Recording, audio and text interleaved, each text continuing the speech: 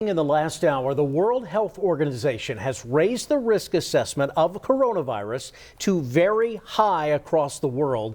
While health experts in the U.S. say the risk is still low, they are taking steps now to try and contain coronavirus. The government is now asking hospitals to take the travel histories for anyone who comes in and appears to be sick.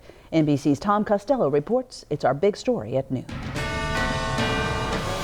Health officials here in the U.S. moving fast to prepare for what the CDC has called an inevitable spread. We are right now in a very active containment mode. Thousands of Americans nationwide already under voluntary self-quarantine after returning from China, even though they don't pose any immediate risk.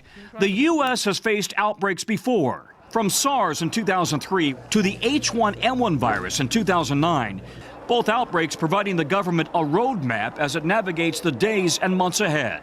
At Northwestern Memorial Hospital in Chicago, Dr. Benjamin Singer says they're on alert for coronavirus, even as the ER and ICU are filled with patients recovering from the seasonal flu. How do you distinguish between coronavirus and the typical flu? The symptoms overlap quite a bit. And that's why we pay a lot of attention to their history, where they've traveled, and the people with whom they've been in contact. Meanwhile, as health screenings continue at select U.S. airports, the CDC is distributing new test kits to public health labs nationwide as early as next week, ensuring there are enough supplies on hand. President Trump says he'll do whatever is necessary, even if that means following China's lead and quarantining entire cities.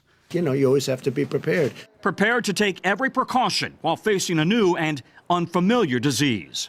If you are sick or if somebody in your family is sick, then wear a mask so that you're not making others sick. If you're trying to keep from getting sick in a public place, this may not be as effective, really, as simply washing your hands regularly, don't touch your face, and try to stay out of public places where a lot of people are sick. I'm Tom Costello in Chicago. Back to you.